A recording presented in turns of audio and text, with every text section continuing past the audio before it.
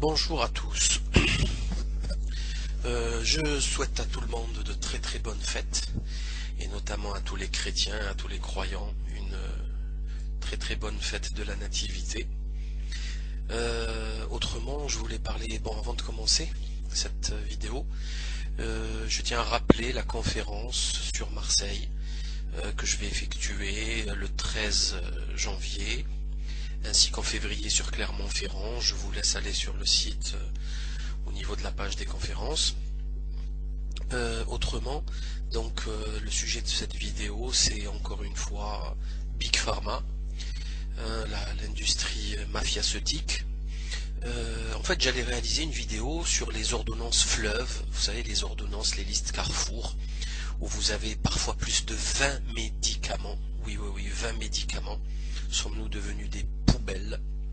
Puis est arrivée l'affaire du Mediator, du laboratoire Servier, donc qui a explosé.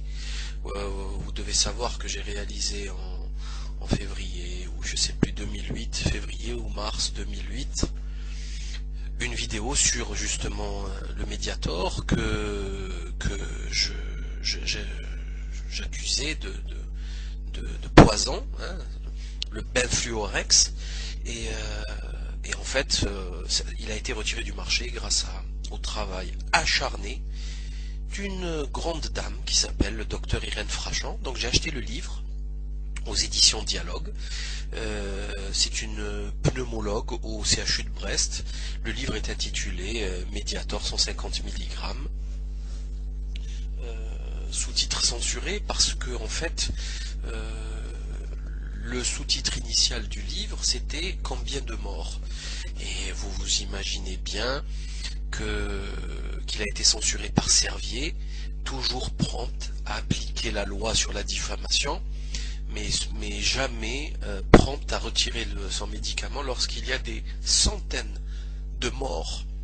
Pas du tout, ça ne les dérange pas. Donc c'est quand même assez impressionnant.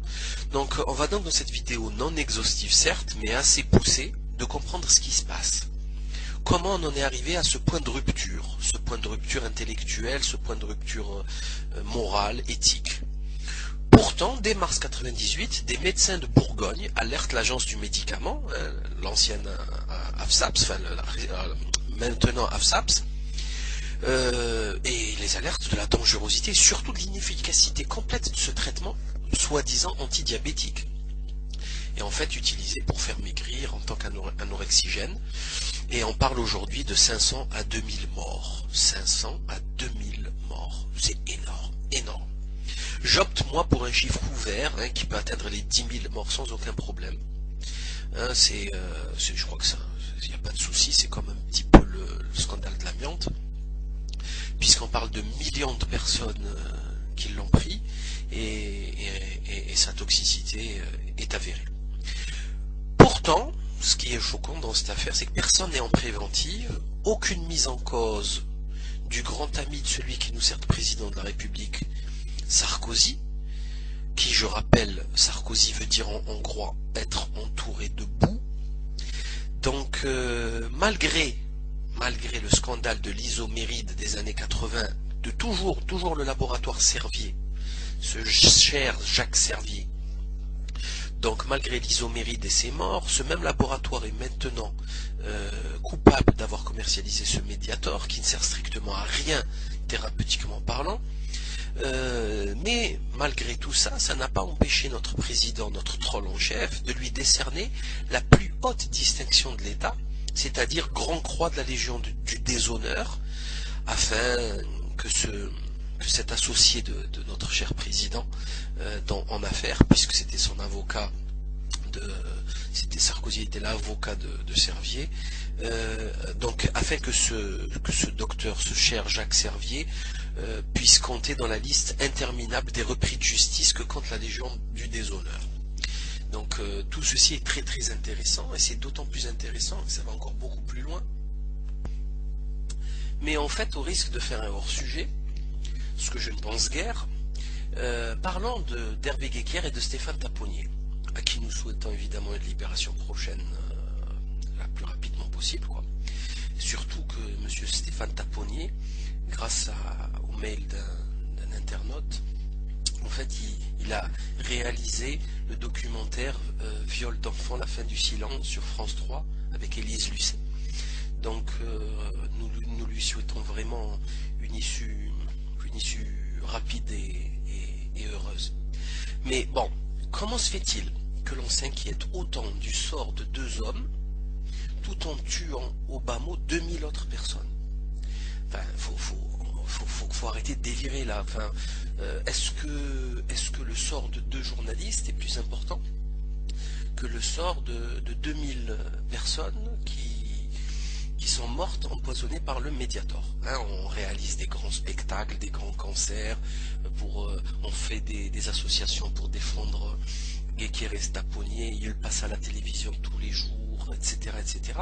Et entre-temps, vous avez des gens qui meurent quotidiennement. On frise d'ailleurs le nombre de morts du 11 septembre qui a changé la face du monde. Et pourtant, aucune mise en examen. J'appelle ça du terrorisme pharmaceutique, c'est du terrorisme mafiaceutique.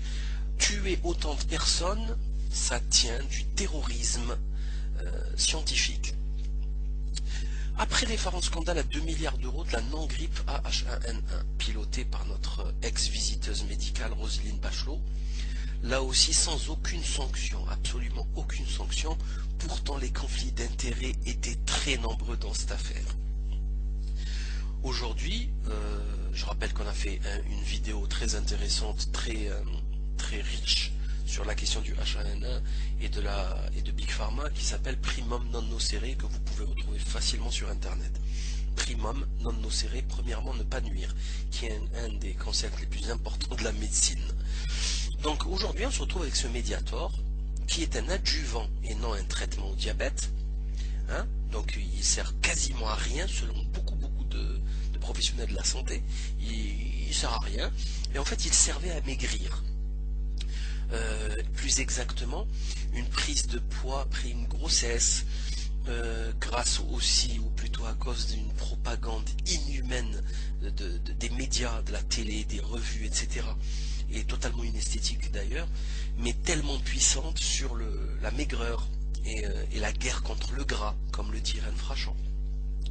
Donc voilà à quoi servait le Mediator. Il a été totalement détourné de son action première, qui était, je le rappelle, totalement inefficace.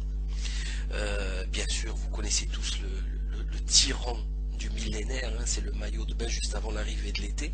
Hein, les femmes sont prêtes à bouffer même des mouches, ou je sais pas, n'importe quoi. Elles sont prêtes à bouffer n'importe quoi si vous lui dites que ça lui fera perdre des kilos. Donc avant de parler du Mediator, comme j'en ai déjà parlé, il y a l'isoméride. L'isoméride a déjà fait des morts, d'accord, en causant des HTAP, c'est-à-dire de l'hypertension artérielle pulmonaire, qui conduit à une mort par étouffement progressif. C'est quand même quelque chose d'extrêmement violent. Lors d'un procès d'une patiente donc française contre l'isoméride, qui s'est terminé en 2006, hein, histoire que vous retrouvez dans le livre d'Irène Frachon, l'avocate de Servier a même fait remarquer la bonne mine de la plaignante victime de l'isoméride à la barre, hein, pour défendre son voyou de patron. Elle lui a expliqué qu'elle avait bonne mine, sachant que le docteur Frachon l'a rencontrée à l'hôpital et que cette personne était totalement essoufflée en passant de son fauteuil à son lit, c'est-à-dire en faisant 5-6 pas, elle était déjà essoufflée. Donc c'est quand même assez impressionnant ce culot de cette autre caste de voyous que représentent les avocats d'aujourd'hui, qui ne défendent plus le droit, mais qui cherchent absolument tous le défaut de procédure. Vous savez, le manque, le petit papier qui manque, la petite virgule qui manque. Mais sur le fond, vous avez beau être coupable, ils n'en ont rien à cirer. L'essentiel, c'est de vous libérer et d'empocher le pactole. Voilà ce qu'est devenu le droit en 2010. En fait, l'isoméride, c'est quoi? C'est exactement la même molécule que le Mediator. Et écoutez-moi bien, vous avez 23 fois plus de risque d'avoir une hypertension artérielle pulmonaire si vous aviez eu un traitement supérieur à 3 mois d'isoméride. Vous entendez bien, 23 fois supérieur, c'est gigantesque, gigantesque. Aux USA, ils ont laissé, je crois même qu'il s'appelait le Redux, Ils ont laissé, donc la FDA, la Food and Drug Administration, a laissé l'isoméride se faire commercialiser. Et en fait, parmi les experts qui ont autorisé ça, il y en avait deux qui étaient payés par Servier, par le géant Servier. Donc ça vous donne à peu près une image du système dans lequel on patauge. C'est une mafia. Et encore, la vraie mafia, elle a du cœur. Il y a eu 60 000 victimes de l'isoméride aux USA. 60 000. D'accord? Certes, ils sont 300 millions, mais il y a eu quand même 60 000 victimes de l'isoméride aux USA. Avant d'aller plus loin, une question se pose. Il y a seulement 2 revues médicales indépendantes françaises, 2 revues, dont la revue Prescrire, la fameuse revue Prescrire dont je parle assez souvent. Toutes les autres sont financées par Big Pharma.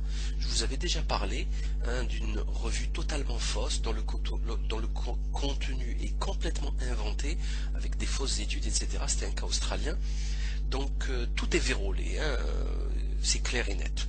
Comment se fait-il que l'industrie, pardon, pas l'industrie, que le corps médical, que les dizaines de milliers de médecins, les centaines de milliers de médecins, les dizaines de milliers de dentistes, les pharmaciens, comment se fait-il qu'ils ne peuvent pas se payer? Ça existe, il y a Prescrire, mais c'est peu, trop peu. Mais comment se fait-il qu'ils ne peuvent pas se payer plus de revues indépendantes? Comment se fait-il que les congrès sont tous financés par Big Pharma? C'est pas possible, c'est insupportable.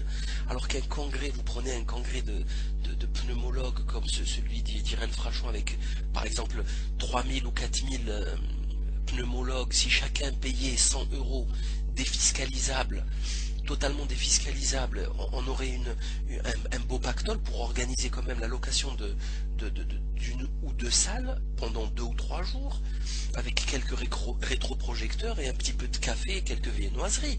Enfin, soyons sérieux, qu'est-ce que c'est que ces histoires?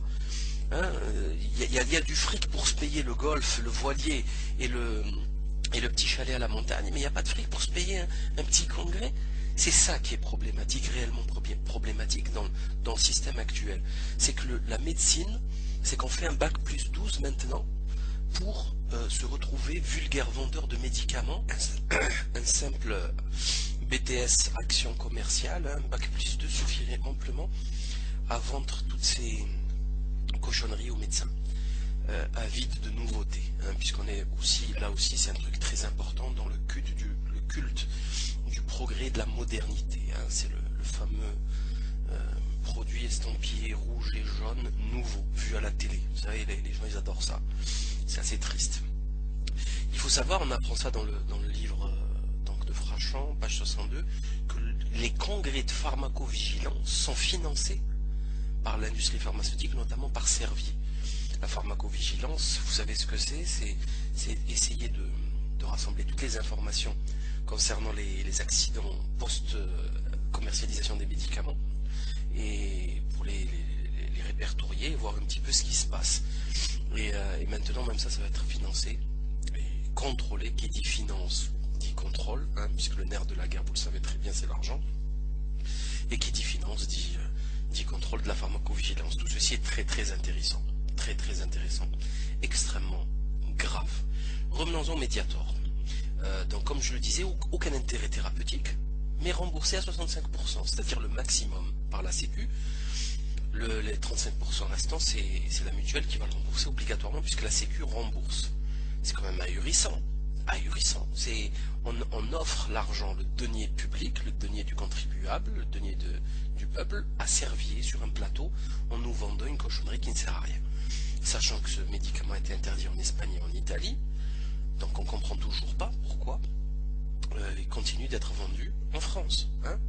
Le Mediator, qu'est-ce qu'il fait?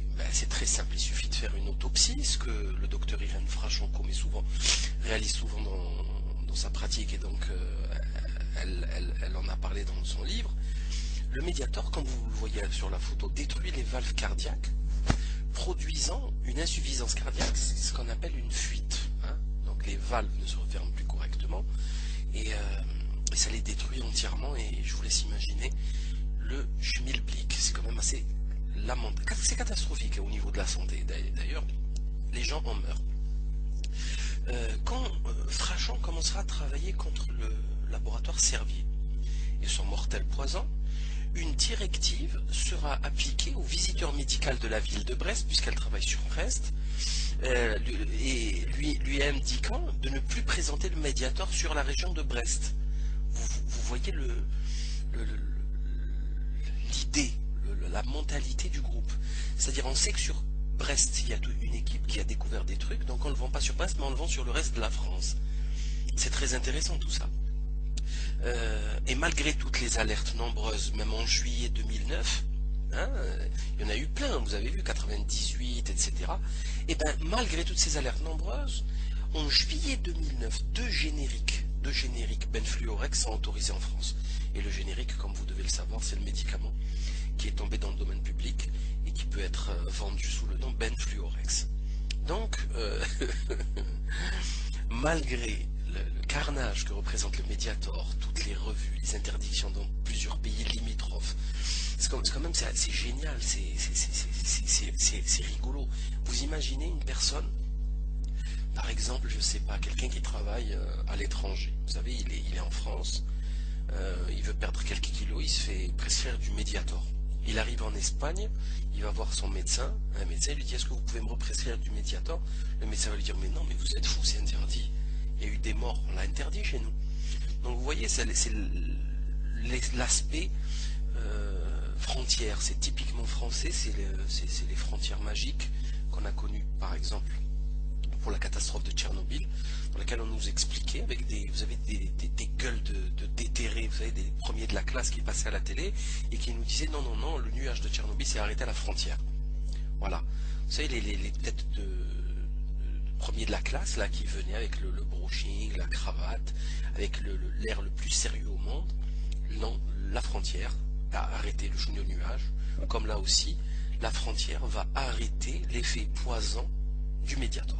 Quand même très intéressant tout ça, c'est vous dire qu'un bac plus 50 ne pourra jamais vous prémunir de la plus profonde bêtise. Donc voilà, l'obtention de l'AMM, de l'autorisation de mise sur le marché, est très simple à avoir, d'après ce que je vois. Par contre, l'enlever, c'est très compliqué. Enlever une AMM, ça tient du miracle. Pourquoi? Parce qu'il y a un lobbying pharmaceutique. Le lobbying de Big Pharma est immense, immense. Ils ont un argent fou et ils se débrouillent très bien.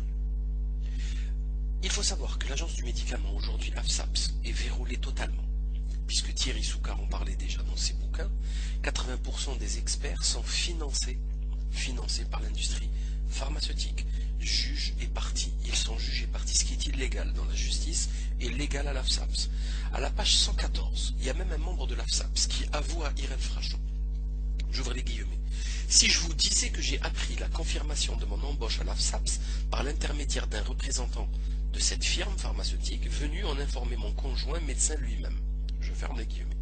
Donc, les firmes pharmaceutiques, Servier, Aventis, Pfizer, Merck et compagnie, GSK, ils savent à l'avance qui sera embauché à l'AFSAPS.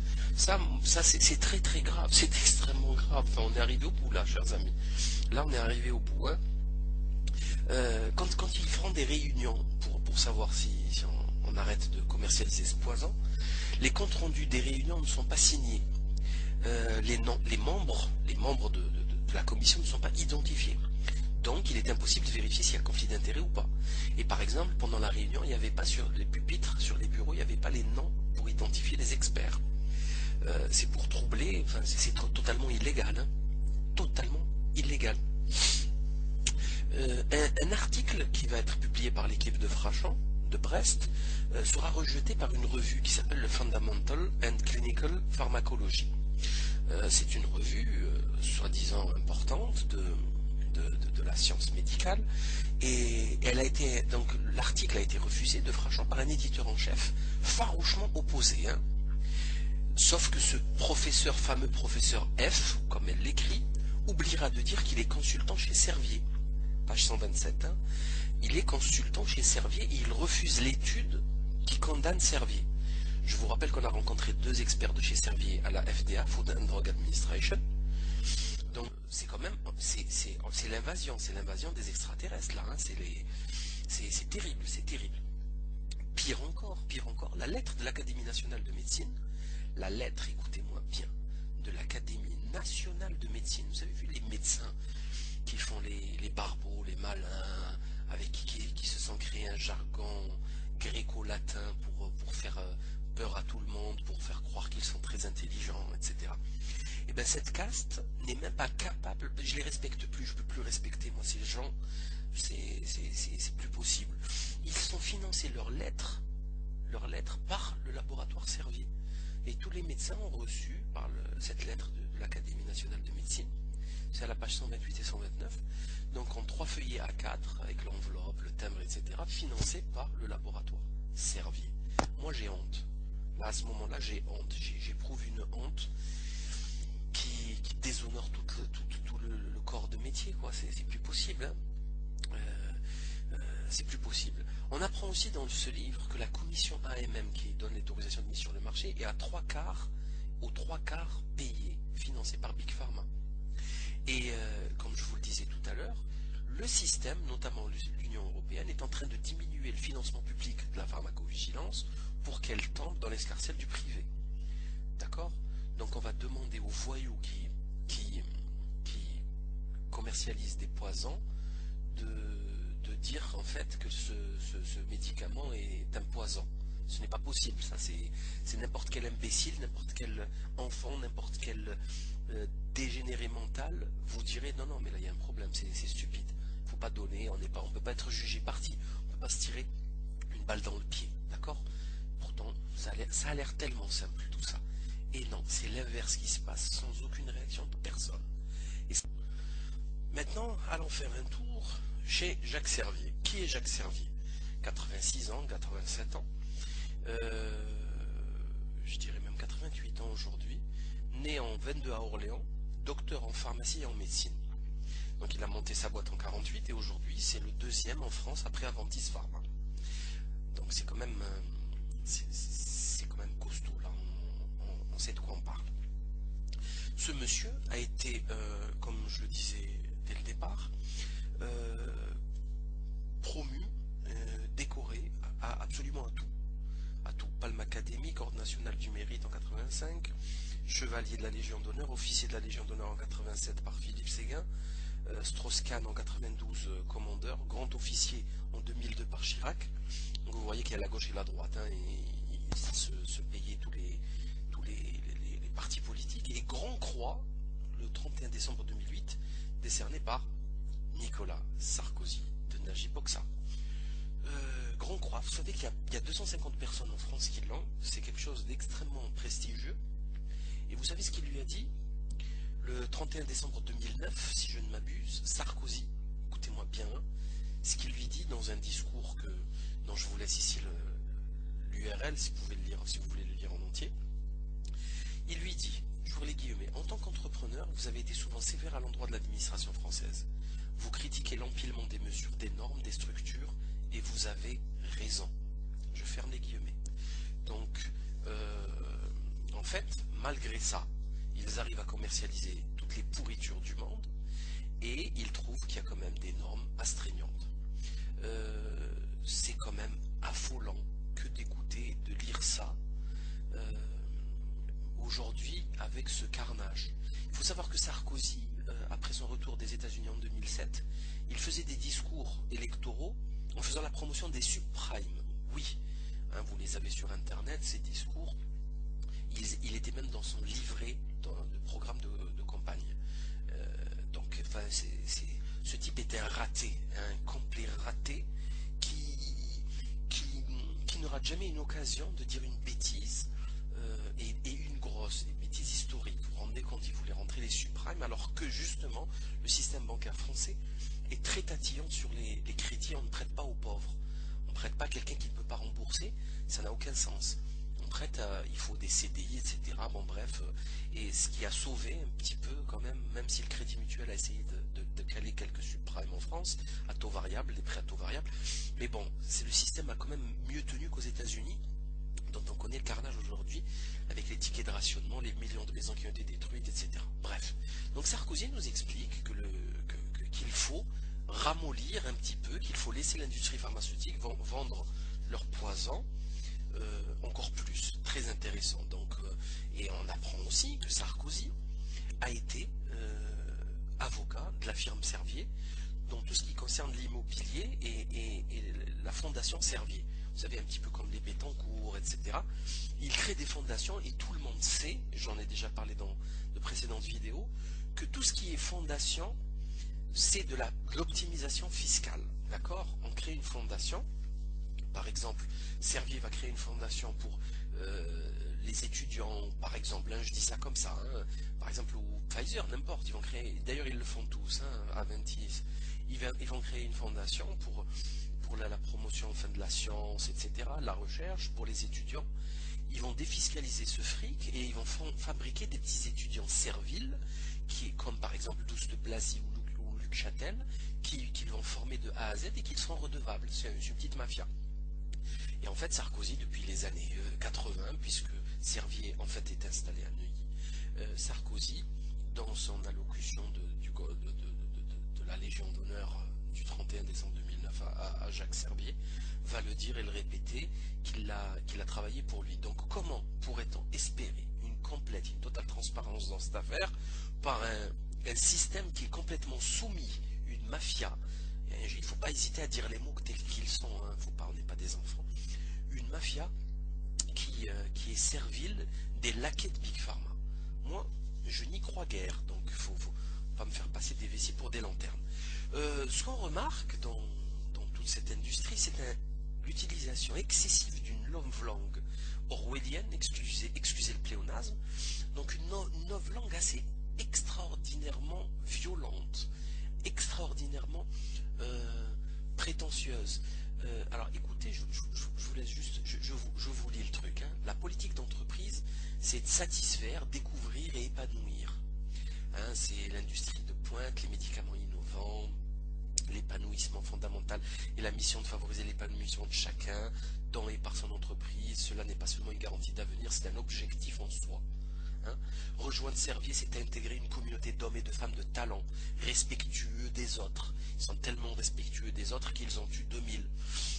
Rejoindre Servier, c'est saisir l'opportunité d'évoluer au sein d'un groupe qui a su conserver sa dimension humaine.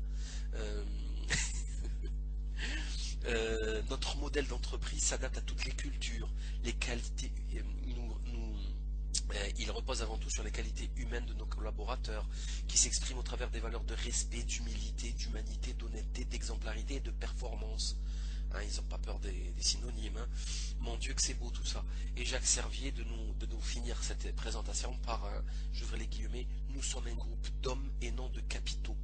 Je ferme les guillemets. Par contre, ça ne les empêche pas d'ouvrir leur site internet par des chiffres, par du fric. Premier groupe pharmaceutique indépendant français, présence dans 140 pays, 86% des médicaments sont consommés à l'international, un chiffre d'affaires de 3,6 milliards d'euros, plus de 20 000 collaborateurs dans le monde, dont près de 3 000 dans le secteur de la recherche et du développement. Donc vraiment, là on est très, très matérialiste, très capitaliste, mais on nous raconte que nous sommes un groupe d'hommes et non de capitaux. Dixit Jacques Servier. Je signale qu'on nous parle de ressources humaines sur leur site internet, et la ressource humaine, hein, je vais chercher moi dans le dictionnaire, ça veut dire un capital humain. Hein. DRH, direction de la ressource humaine, ne veut rien dire d'autre que la direction du capital humain. Pourquoi capital? Parce qu'il y a les ressources naturelles, matières premières naturelles, minérales, vivantes ou énergétiques, permettant de subvenir aux besoins d'un être vivant, d'une espèce ou de la société humaine. Ça, c'est une définition de ressources naturelles. Et la ressource humaine transforme ainsi l'humain en capital qui peut être exploité à volonté par ces voyous que sont l'industrie pharmaceutique. Donc je continue pour vous expliquer juste la novlangue utilisée. La maison a bien sûr donc 20 000 collaborateurs et une fierté réconfortante. Il existe chez nous, même au bout du monde, une très claire motivation d'appartenir à un groupe utile et dévoué au progrès. Vous savez, la religion du progrès est quand même assez unique, hein, assez violente aussi. Je continue, cette amitié nous est précieuse et nous faisons tout pour y contribuer par d'excellentes conditions de travail. Un de nos succès est la promotion du personnel féminin. Vous savez très bien comment ces sociétés fonctionnent. Hein, en général, ils embauchent de très jolies femmes pour vendre leurs produits à des médecins. Enfin, vous voyez ce que je veux dire, c'est pas la peine d'aller plus loin. Voilà, donc c'est quand même assez intéressant tout ça, de voir la différence qu'il y a entre le comportement réel dans les tribunaux, dans les médias, comment ils attaquent en justice, le sous-titre du livre de Frachot, comment ils vont traiter, ils vont dire à une mourante qu'elle a une bonne mine, les avocats, comment ils vont essayer d'interdire la publication de chaque revue grâce à leurs voyous de parlement, de leurs experts voyous de parlement. Donc, et là, on nous balance un discours avec des mots sortis de nulle part, et c'est quand même très violent, c'est très violent. Je signale quand même que le logo, juste au passage, de Jacques Servier est très parlant, puisqu'il s'agit d'une pyramide et d'une seconde pyramide et un petit soleil sur le côté. Ça rappelle pour certains quelques symboliques maçonniques, mais ça c'est une toute autre affaire. Mais ce qu'il y a de plus grave, c'est maintenant, c'est de parler de la conférence Hippocrate qu'organise Jacques Servier, la firme Servier, comme toutes les autres d'ailleurs. Aventis aussi l'utilise. C'est exactement la même politique. Vous voyez sur le site d'Aventis, vous avez une photo en première page du site internet avec 5-6 personnes, autant d'hommes que de femmes, avec un noir, un chinois, un blanc, toutes les races. Enfin, c'est Benetton, quoi. C'est c'est infantilisant quand même, hein. On nous prend vraiment pour des imbéciles. Et donc, je disais, la conférence Hippocrate, en fait, c'est d'abord la rencontre de médecins, d'hommes politiques, la formation des médecins par des professionnels, des profs de médecine, qui leur font faire passer des examens blancs, etc. Vous pouvez vous inscrire. Il y a même des dossiers, par exemple. Vous avez un dossier, il y a 32 ou 32 dossiers sur le site internet de Servier, dans lequel, par exemple, vous avez des cas cliniques. Monsieur T, 35 ans, vous est adressé en consultation pour hypertension artérielle. Il n'a pas d'antécédents connus, mais rapporte des chiffres de pression artérielle, etc. Et en fait, je trouvais ça rigolo parce que c'est exactement le même type de cas de prise de Mediator, sans ordonnance pour maigrir, hein, et pouf, il est mort. Donc le monsieur n'avait aucun antécédent et pouf, il est mort. Donc c'est assez rigolo. Ce serait intéressant d'étudier les cas Servier, les cas Mediator, hein, les HTAP et la mort de milliers de personnes dans leur préparation aux concours classants, comme ils les appellent, nationaux, pour former un petit peu mieux tous ces BTS, actions commerciales, que sont devenus nos médecins. Venons-en maintenant à l'aspect poison. Vous savez que le Mediator, c'est Benfluorex, comme je l'ai répété plusieurs fois, et dans Benfluorex, vous avez fluor. C'est quand même important, parce que cette molécule de fluor, comme l'isomérite d'ailleurs, hein, qui dexfluoramine, c'est pareil, hein, c'est du fluor. Et en fait, les deux molécules de benfluorex et de dexfluoramine, quand elles seront métabolisées dans l'organisme, vont créer une autre molécule que vous trouverez qui s'appelle le fenfluramine. Et en fait, toutes ces molécules contiennent à leur extrémité un atome de carbone, hein, et 3 atomes de fluor. Voilà. Vous savez que l'atome de carbone a 4 liaisons covalentes, donc vous avez les 4 liaisons qui sont prises dans 3 avec 3 atomes de fluor. C'est quand même très important, puisque vous savez très bien que le fluor est très toxique. C'est l'halogène le plus instable, et c'est l'élément le plus instable, le plus réactif du tableau périodique des éléments de notre cher Mendeleïev. Et d'ailleurs, quelqu'un m'avait parlé une fois de Mendeleïev, et semble-t-il, il a l'air très intéressant. Il faut creuser la question. Bref, donc le fluor est très toxique. On retrouve ça aussi dans le Prozac, la pilule du bonheur du laboratoire Lilly, qui a caché que lors des expériences il y a eu des suicides. On nous expliquait que le Prozac allait enlever la dépression des gens et le faire atterrir dans une contrée où le bonheur ne cesserait d'exister du matin jusqu'au soir. Et en fait, non, ils entendaient des voix, ils allaient se suicider, se jeter par la fenêtre. Très intéressant. Et nous avons exactement le même groupement CF3, carbone, 3 atomes de fluor. c'est quand même rigolo tout ça. Et en fait, comme je disais, le fluor n'existe pas dans le corps humain et il n'y a aucune raison d'en introduire. Il est tellement toxique le fluor que pendant 3-4 siècles, on a essayé de l'isoler, il y a eu même des morts, puisque les chimistes ont essayé de l'isoler, ça leur a explosé à la figure et ils en sont morts.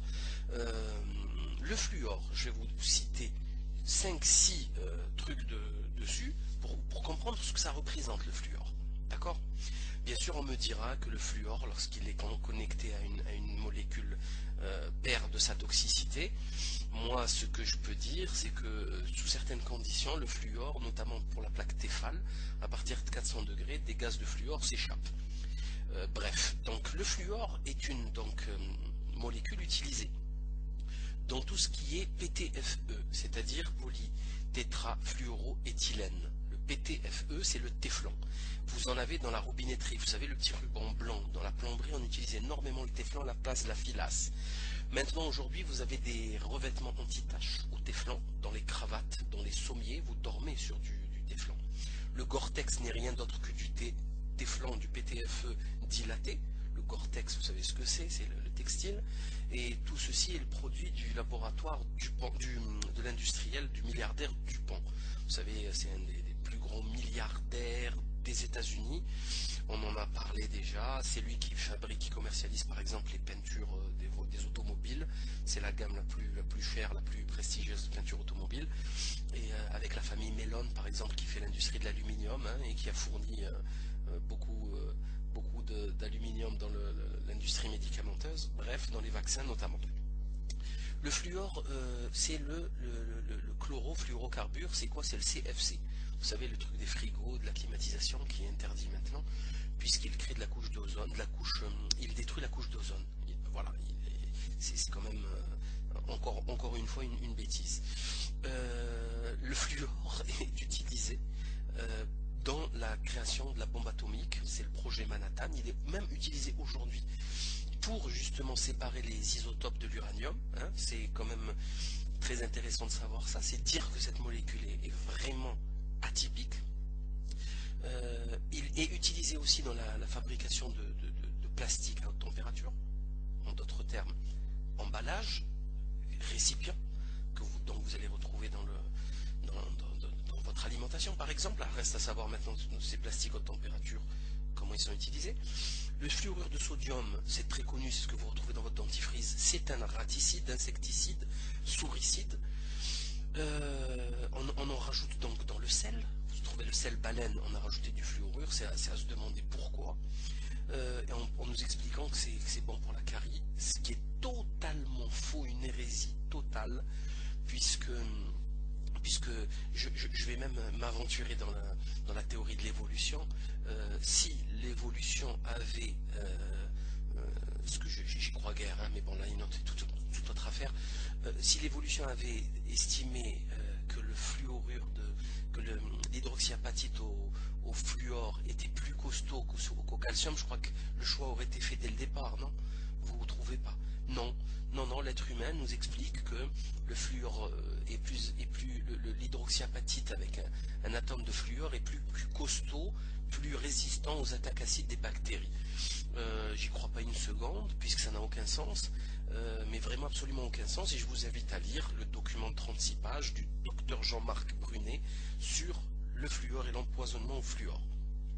Le gaz sarin, dont vous avez aussi la molécule ici, c'est le fluor, et même le gaz saumon. C'est des gaz très toxiques, mais vraiment extrêmement toxiques. C'est des gaz qui tuent au bout de quelques secondes, et si vous échappez à la mort, vous avez des séquelles neurologiques extrêmement graves. La production industrielle du fluor s'est faite lors de la fabrication de la bombe atomique, donc je vous laisse un petit peu imaginer tout ça. Le fluor est toxique pour l'homme, hein, écoutez-moi bien, à partir de 2 mg par jour. 2 mg par jour. Risque de fluorose dentaire. De 10 à 40 mg par jour, fluorose du... Je ne sais pas si vous savez ce que c'est qu'une fluorose du squelette, mais c'est pas très joli à voir. C'est très handicapant, très handicapant. 20 à 80 mg par jour, fluorose ankylosante. Donc là, vous ne bougez plus, hein, c'est terminé. 100 mg par jour, retard de croissance. 125, altération rénale. Merci, enfin au revoir, quoi. Bonjour la dialyse, c'est un carnage. 200 mg par jour à 500, c'est dose létale, vous êtes mort. Merci, tout ceci me paraît très intéressant et à dire et à pointer. Il faut savoir que actuellement on est en train de revenir sur l'apport journalier justement de fluor, puisqu'ils sont en train de le diminuer étant donné qu'il y en a partout trop. Donc là on est en train de parler d'empoisonnement, que ce soit l'OMS ou même les autorités françaises diminuent et exigent que soit fait un bilan des apports journaliers du fluor entre le dentifrice, le sel, l'eau que l'on boit, etc. Parce qu'il y a des eaux plus ou moins fluorées.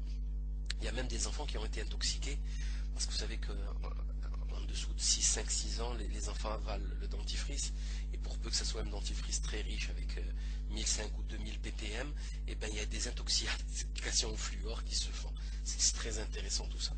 Il faut savoir pour finir que le fluor était utilisé dans les camps de concentration. Ça a été rapporté par Joseph Borkin pour calmer les gens, pour les soumettre. Et ça peut rendre stérile aussi.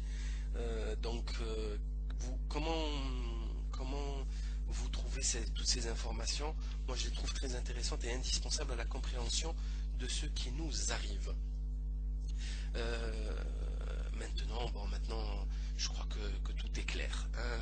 On ne peut pas administrer des molécules aussi toxiques sans s'attendre à de graves séquelles.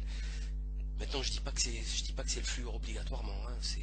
Je n'ai jamais dit ça. C'est juste une piste à étudier. Donc, ce qui est rigolo aussi, c'est même, je dirais même à mourir de rire, vraiment à mourir de rire, c'est l'aspect contrefaçon du médicament. Vous savez qu'il y a actuellement plein de séminaires sur la contrefaçon du médicament, la dangerosité des médicaments contrefaits, alors qu'on sait très bien au passage que les génériques sont fabriqués dans des laboratoires, dans des jungles indiennes ou chinoises, et que rien n'est contrôlé, malgré l'authenticité de la marque du générique, que ce soit Merck ou Pfizer, mais c'est pas grave, là n'est pas la question. Ce qui est rigolo, parlons des vrais médicaments contrefaits, et bien vous avez par exemple l'Europe, et ça s'est fait à Monaco justement, on crée un système qui s'appelle Medicrime pour criminaliser, pour que ça soit du pénal, la fausse fabrication de médicaments. Et en fait, vous voyez ici qu'il y a plus de chances de mourir en bouffant du vrai médicament Mediator que de bouffer du médicament contrefait, ou qui sera quasiment un placebo. Donc c'est génial, vraiment génial. C'est le médicament légal est plus dangereux aujourd'hui quand vous regardez tous les scandales qu'il y a eu du Vioxx, Celebrex, du Prozac, du Roaccutane et des suicides au Roaccutane, de la Ritaline, la Kiddie-cocaïne, avec plusieurs millions de personnes sous Ritaline aux États-Unis, les enfants. L'aspartame, l'aspartame, ça va être une boucherie. La grippe H1N1, le distilbène, l'hormone de synthèse pour prévenir les fausses couches et qui a créé des cancers du vagin chez les filles de ces personnes-là. Très intéressant. Donc encore une fois, des médicaments qui conduisent à la stérilité des personnes. Et bien sûr le Gardasil, le dernier vaccin justement contre le cancer de l'utérus, et qui a été imposé, qui va être imposé d'ailleurs à des gamines, alors que le papillomavirus humain n'est transmissible que sexuellement. On se demande pourquoi on les fait à des gamines de 6 ans, et qui coûte 500 € les 3 shoots. 500 €, écoutez-moi bien, les 3 shoots de Gardasil, et qui aujourd'hui, jusqu'à présent, sur un article que vous pouvez lire sur Alter Info qui a été publié dans WND, 6 octobre 2007, vous avez près de 3200 effets indésirables, dont 347 graves, réactions très graves, avec des décès, des anomalies fétales, des avortements, du Gardasil. Donc ça c'est un scandale à venir. J'espère que j'aurai pas raison comme avec le Mediator. On a eu raison avec la grippe H1N1, avec le Mediator et bien d'autres médicaments encore. Et nous aurons encore raison pour très longtemps. Donc voyez on connaît tout ça, les scandales médicamenteux pharmaceutiques sont très nombreux, et ce n'est que le début. Si on ne fait rien, ce n'est que le début. Maintenant, quel sera le coût de tout ça pour la collectivité? C'est la Sécu qui a tout payé, Maintenant, les gens qui sont malades, qui vont avoir des insuffisances cardiaques, on va encore les soigner, à savoir près de 100 euros l'échographie cardiaque, plus tout quanti. Hein, c'est encore la Sécu qui va payer, mais pourquoi pas, on va pas les laisser tomber, encore heureux, mais où sont les coupables? Où sont les coupables? Il y a bien des cellules VIP à la santé ou à Fleury-Mérogis à remplir quand même. Il y a quand même de la place pour ces gens-là. Hein? C'est pas possible. Ou est-il crédible de laisser enquêter des laquais de Big Pharma sur Big Pharma? Comment les vendus d'hier peuvent-ils devenir les justiciers d'aujourd'hui? C'est pas concevable, ça, ce n'est pas sérieux. On peut pas dire ça comme ça, on ne peut pas annoncer ça au peuple et faire comme si de rien n'était, et croire qu'on va se soumettre et qu'on va applaudir des deux mains, hein, en attendant des commissions le 15 juin, janvier, je ne sais quelle autre bouserie du genre. Maintenant, on va arriver aux ordonnances records, les ordonnances fleuves, hein, nos fameuses ordonnances à 20 médicaments, hein, les poubelles chimiques que sont devenus nos corps, les corps meurtris des patients qui font confiance à l'industrie pharmaceutique. Mais avant d'y arriver, on va faire une petite revue de presse rapide, notamment sur l'industrie pharmaceutique. Vous savez que l'Union européenne va interdire à partir du 1er avril la médecine par les plantes. D'accord? Les plantes, des plantes qui sont utilisées depuis des millénaires seront interdites à la vente aux gens. Il va falloir passer par l'industrie pharmaceutique. Donc je vous laisse imaginer le lobbying extraordinairement lourd et puissant pour en arriver à faire signer des lois aussi stupides. Aussi stupides. Comment vous voulez après qu'on ne nous prenne pas pour des imbéciles? Sanofi Aventis, première industrie, première boîte de pharmaceutique française et une des premières leaders au monde. La première c'est Pfizer. Vous connaissez certainement Pfizer qui est tombé au Nigeria. Vous avez dû certainement voir ou lire le best-seller de John le Carré, hein, La Constance du jardinier, ou peut-être voir le film. Hein, ils ont tué des gens parce qu'ils faisaient des expériences sur des enfants nigérians. Et ils ont tué des gens. Voilà, l'industrie pharmaceutique. Voilà, c'est bon à savoir. Bref, Sanofi Aventis licencie 1700 personnes par boîte vocale. D'accord? Pourtant, ils ont réalisé 5,6 milliards de dollars de bénéfices, ou d'euros, allez savoir, en 2009. Et les résultats 2010 ne doivent pas être très éloignés. Ils ont licencié 1700 personnes par boîte vocale. C'est quand même sympa, c'est très humain tout ça. Quand on se rappelle tout le discours lénifiant, novlangueux de leur site internet. Sur Le Monde, 28 décembre, hier, un enfant sur 444 va développer un cancer avant l'âge de 15 ans. En France, un enfant sur 444 développera un cancer avant l'âge de 15 ans selon une étude conduite sur la période 2000-2004 qui fait apparaître une légère hausse de nombre de cas, etc. Donc, vous voyez ici que ça s'appelle une impasse. Si c'est une impasse, c'est une impasse. Là, ça dérape. Ça dérape complètement. Et tout ceci fait partie de la même problématique. Toute cette dérive intellectuelle, cette dérive de la médecine allopathique, de la chimie industrielle, elle n'est contenue que dans un paradigme, dans un épistémé beaucoup plus large qui permet justement l'expression de cette folie. Et une des expressions les plus violentes, c'est justement l'ordonnance fleuve, l'ordonnance Carrefour, que je nommerai l'ordonnance Carrefour ou Auchan ou Géant Casino, c'est-à-dire l'ordonnance CADI. C'est une ordonnance CADI où vous avez 20 médicaments. 20 médicaments qui ne soignent plus la maladie initiale, mais c'est des médicaments qui traitent les effets secondaires des médicaments qui soignent les maladies. D'accord? Donc vous savez que vous avez deux listes. Vous avez les maladies longue durée, là, les prescriptions relatives au traitement aux ALD, aux affections longue durée. Après, en bas, vous avez d'autres médicaments qui traitent les effets secondaires des premiers médicaments. Et je vais vous le prouver, puisque j'ai un cas ici précis d'une patiente, hein, qui a ce type de traitement, et vous allez voir jusqu'où ça peut aller, toute cette folie. Donc on va faire vite, parce que la liste est interminable. Alors, premier médicament que vous voyez sur l'ordonnance, on en a déjà parlé dans une précédente vidéo, vous avez le Kerlon, qui sert à diminuer la tension artérielle.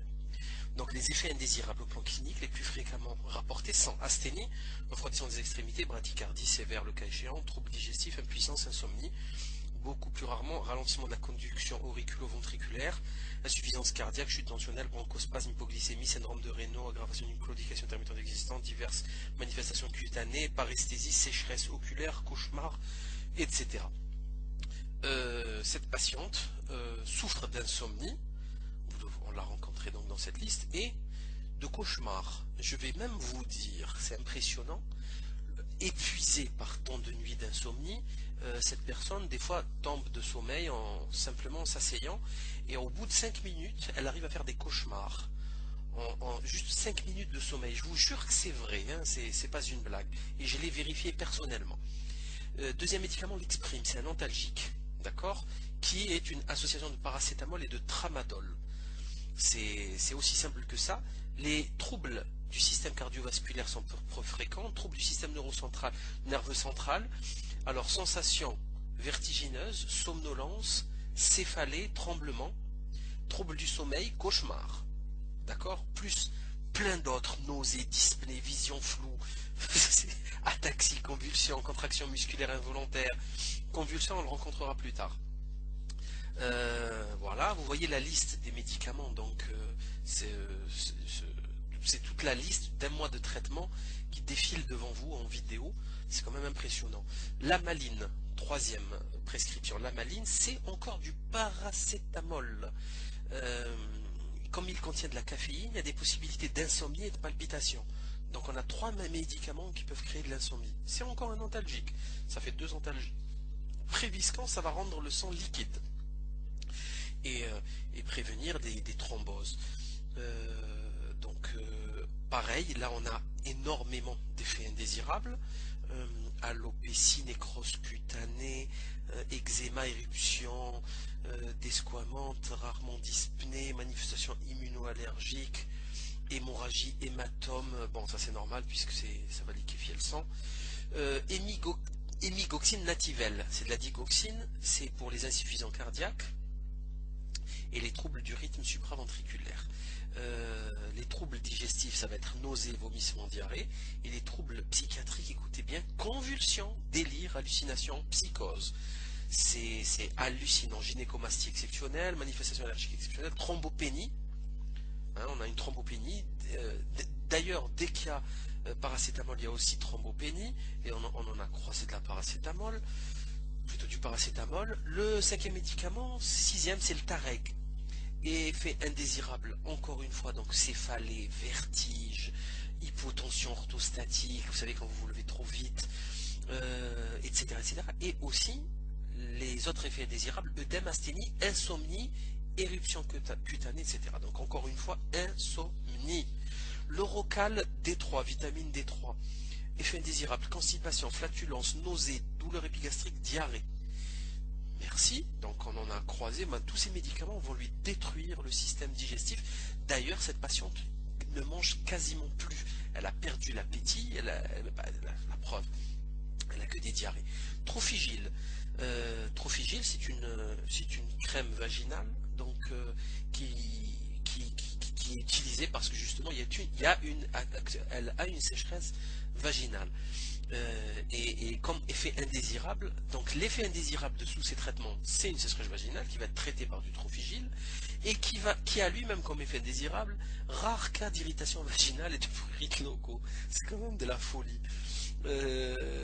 Encore le 9e médicament, c'est Efferalgan, c'est du paracétamol, donc qui causera encore une fois comme effet secondaire des urticaires, érythème, rage cutanée, etc. Mais surtout une thrombopénie, leucopénie et neutropénie. Pour supporter tout ça, donc vous voyez qu'on a quand même une prescription très importante de paracétamol. Hein. On a largement dépassé le dosage prescrit, enfin le dosage indiqué. Je vais le prouver tout à l'heure avec le logiciel Hellodoc, HE2LO-Doc. Pour supporter toute cette misère, toutes ces insomnies, toutes ces nausées, on va lui caler un anxiolytique, de l'alprazolam, c'est du Xanax. et qui va, écoutez bien, effet indésirable, neuropsychiatrique, amnésie antégrade, troubles du comportement, modification de conscience, irritabilité, agressivité, agitation, dépendance physique et psychique, sensations ébrieuses, céphalée, ataxie, insomnie, cauchemar, somnolence, tension, effets indésirables cutanés, éruption cutanée, prurigineuse ou non, effets indésirables généraux, hypotonie musculaire, asthénie. Cette patiente est tout le temps fatiguée. Donc vous voyez maintenant, est-ce que c'est normal qu'un anxiolytique crée autant d'effets secondaires? C'est écrit sur les fiches, hein, c'est pas moi qui invente. Inipamp, ça c'est le 11e médicament de cette liste interminable, dont les effets secondaires indésirables sont leucopénie, thrombopénie, ça fait au moins la 5e ou 6e fois qu'on croise une thrombopénie, douleur abdominale haute, diarrhée, constipation, flatulence, nausée, vomissement, céphalée, troubles de la vue, dépression, hallucination, désorientation et confusion. Vous vous rendez compte tout ce merdier, hein, réaction allergique, urticaire, etc., etc., etc. Qu'est-ce qu'on va faire? On va lui prescrire du Dexeril. C'est une crème. C'est une crème, vu que sa peau elle son état est catastrophique. Mais en raison de la présence dans le Dexeril de para-hydroxybenzoate de propyle, il y a de rares réactions cutanées allergiques de type eczéma. Et réaction immédiate avec urticaire. Bon, c'est génial. Bon, franchement, c'est terrible. Hein. Donc là, on a fait, vous avez remarqué, déjà plusieurs types de médicaments. Enfin, je vais finir les deux autres pour vous expliquer quand même, c'est assez intéressant, puisqu'on va faire tous les trous de l'organisme. Questelio. Questelio, c'est un genre de comprimé qu'on va, c'est pour l'allergie. Effet indésirable, sécheresse de la bouche, insomnie, nervosité, manifestation allergique sévère. C'est quand même impressionnant, non, vous trouvez pas? Pour le système cardiovasculaire, palpitation, tachycardie. Pour des troubles généraux, asthénie, toujours la même asthénie. Troubles hépatobiliaires, tests hépatiques anormaux. Système nerveux central, somnolence, maux de tête, étourdissement, troubles de la sensibilité. Et j'en passe. Nasonex, donc c'est par le nez. Effets locaux, blablabla, comme effet indésirable, ont été décrits céphalée, irritation pharyngée, sécheresse des muqueuses. Donc la sécheresse des muqueuses, elle sera compensée bien sûr avec toutes les pommades et tous les produits qui vont être prescrits bien sûr. Avec des troubles du goût et de l'odorat qui va diminuer justement encore une fois l'appétit, etc. Avec les nausées et les vomissements. Comme bain de bouche, on va prescrire de l'Allodan. L'Allodan, c'est un médicament qui contient des dérivés terpéniques et qui est interdit chez l'enfant de moins de 7 ans, 6-7 ans, et qui provoque des risques de convulsions chez l'enfant et possibilité d'agitation et de confusion, c'est le sujet âgé, c'est une personne âgée, et qu'il ne faut pas prescrire pour les épileptiques. Je vous garantis qu'il y a pratiquement peut-être aucun dentiste qui fait attention à ça. Vu qu'elle a des sécheresses des muqueuses, elle a une conjonctivite, on va lui prescrire du Chromabac. Et le Chromabac a comme effet indésirable, je vous jure que c'est vrai, gêne visuelle passagère, brûlure, picotement après l'instillation. Donc voilà, c'est quand même assez impressionnant. Là maintenant, je vais vous laisser passer la vidéo de l'Elodoc qui va vous montrer que dès le départ, il y a une prescription de paracétamol. Alors, donc ici vous avez le logiciel Elodoc qui inclut le Vidal et qui va, grâce à comment on appelle ça, on va rentrer dans ce logiciel tous les médicaments de l'ordonnance dont j'ai parlé et il va nous permettre de nous sortir les interactions médicamenteuses ainsi que les surdosages par exemple, comme on l'a parlé. Et là par exemple, vous avez des voyants rouges qui clignotent, et là par exemple on a nature du risque, majoration de la dépression centrale, altération de la vigilance, peut rendre dangereuse la conduite de véhicule et l'utilisation de machines. Et là, si vous voyez bien, on a rentré Kerlon, X-Prime et la Maline, et bien tout de suite l'X-Prime il est déjà en rouge, vous le voyez ici, on a rentré la Maline encore en rouge, Préviscan encore en rouge. Si on clique sur Préviscan, il va nous dire qu'il y a un risque entre Préviscan et X-Prime, d'augmentation de l'effet de l'anticoagulant oral et risque hémorragique en cas de prise de paracétamol aux doses maximales, c'est-à-dire 4 grammes par jour pendant au moins 4 jours, et contrôle plus fréquent de l'INR, adaptation éventuelle de la posologie de l'anticoagulant. Donc vous voyez ici qu'il y a des gros problèmes possibles de coagulation. Si on continue, donc on a dit le Préviscan, on a rentré Kerlon, X-Prime, Lamaline, Préviscan. Si on continue avec l'hémigoxine, ben pareil, rouge, vous avez l'icône rouge, le bouton radio rouge qui clignote. Donc on va cliquer dessus. Qu'est-ce qu'il nous dit? Risque d'augmentation de l'effet de l'anticoagulant. Non, c'est pas ça. C'est plus bas. Alors, entre Kerlon et l'hémigoxine, vous avez une risque de bradycardie excessive, addition des effets. Donc il y a tout qui est rouge. Tout qui est rouge. Ça c'est assez inquiétant parce que en fait le médecin il ne devrait pas pouvoir se tromper puisqu'il a ce logiciel et que l'ordonnance elle a été faite par un logiciel exactement comme ça.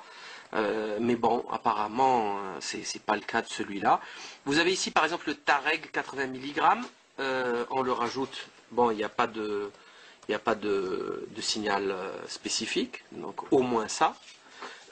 Orocal, vitamine D3, donc on le rajoute, alors là c'est du rouge direct, alors ça s'affiche directement en rouge, risque d'augmentation de l'effet de l'anticoagulant oral, contrôle plus fréquent du NIR, avec l'hémigoxine, Nativelle et l'Orocal, risque de troubles du rythme grave avec les sels de calcium administrés par voie orale, surveillance clinique, conduite à tenir, surveillance clinique et s'il y a lieu, contrôle de l'ECG, de la calcémie. Donc là, on parle vraiment de gros soucis, de déséquilibre. Donc déjà, apparemment, si la personne se blesse, je crois qu'elle va se vider de son sang, hein, apparemment. Donc on continue. Plus des problèmes de rythme cardiaque, déjà qu'elle a. Vous savez qu'à la base, si vous avez bien saisi le début de la vidéo, elle a des gros problèmes cardiaques, la personne. Hein. Donc on est en train de la médicaliser ou de la bourrer de produits chimiques pour aggraver son cas. Voilà. Donc, comme on a donné déjà beaucoup de paracétamol, on va lui rajouter du paracétamol, notamment de l'efferalgan 500 mg. Pourquoi pas? Là, c'est le fameux alprazolam, donc le Xanax, direct en rouge, là aussi. On va voir un petit peu ce que ça donne. Est-ce qu'on peut cliquer sur l'alprazolam? Alors, alprazolam... Qu'est-ce que ça donne? Alors, risque majoré de dépression respiratoire pouvant être fatal en cas de surdosage. Ok. Après, donc quasiment tout est rouge, sauf Trophigil, Tareg, c'est tout. Alors, et qu'est-ce qu'il y a d'autre? Inipamp. 20 mg, celui-là il passe. Pas d'interaction, pas de risque. Dexéril. Ça passe. Nasonex, Kestelio. Et enfin, le bain de bouche à l'Odan, plus Chromabac. Oui, Chromabac, on n'a pas rentré, il est là. Voilà. Donc, voici donc les risques de cette ordonnance de 16 médicaments, quand même assez inquiétante, et avec tous les boutons rouges qui clignotent et qui n'ont pas l'air d'inquiéter le médecin qui a prescrit ça. Et quand vous appuyez sur le bouton pour confirmer, par sécurité, il vous sort une fenêtre. Il y a 12 alarmes recensées en interaction, faut-il continuer? C'est-à-dire, est-ce que vous prenez la responsabilité de continuer ou pas? Et là, si vous dites oui ou non, c'est à votre âme et conscience, ou plutôt votre compétences professionnelles et déontologiques. Voilà. Donc vous voyez aussi, donc ici la folie de ce dont on parle, c'est quand même assez affligeant, assez grave, assez terrible. La dérive est largement consommée, on ne sait pas où on va. Vous savez qu'actuellement on a le nouveau syndrome de vaccination tout azimut de la grippe qui arrive. On semble avoir dépassé le seuil épidémique, blablabla, blablabla, 175 pour 100 000. En train de nous expliquer, il y a un docteur, un certain, alors comment il s'appelle ce dégénéré, Jean-Marie Cohen, de la coordination nationale du réseau des GROG, groupes régionaux d'observation de la grippe, de nous dire que c'est le moment de se faire vacciner. c'est très important de se faire vacciner, que ce vaccin est totalement sûr et sans danger et efficace.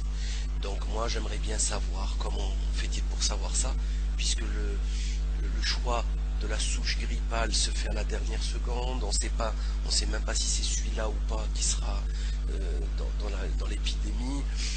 Il y a toujours du mercure, des adjuvants, d'hydroxyde d'aluminium qui causent la myofasciite à macrophage. Il y a toujours du mercure qui va empoisonner, qui est un des poisons les plus puissants contre l'homme, qui est toujours utilisé comme conservateur. Le mercure, vous vous rendez compte, le mercure utilisé comme conservateur, on en a déjà parlé. Encore une fois, c'est le laboratoire Eli Lilly qui l'a imposé il y a 70 ans, 80 ans. Donc, il nous explique que c'est complètement sûr, ce qui est faux, totalement faux. Il n'en sait absolument rien. Donc, vous voyez maintenant cette dérive qui est inquiétante. Donc, comme je disais tout à l'heure, vous avez une naissance sur 440, un enfant donc, qui sera sûr d'avoir un cancer avant l'âge de 15 ans. S'il échappe à ce cancer, ben, sachez qu'il a une chance sur 150 s'il est un garçon d'être autiste. Une chance sur 300 si c'est une fille. S'il échappe à cette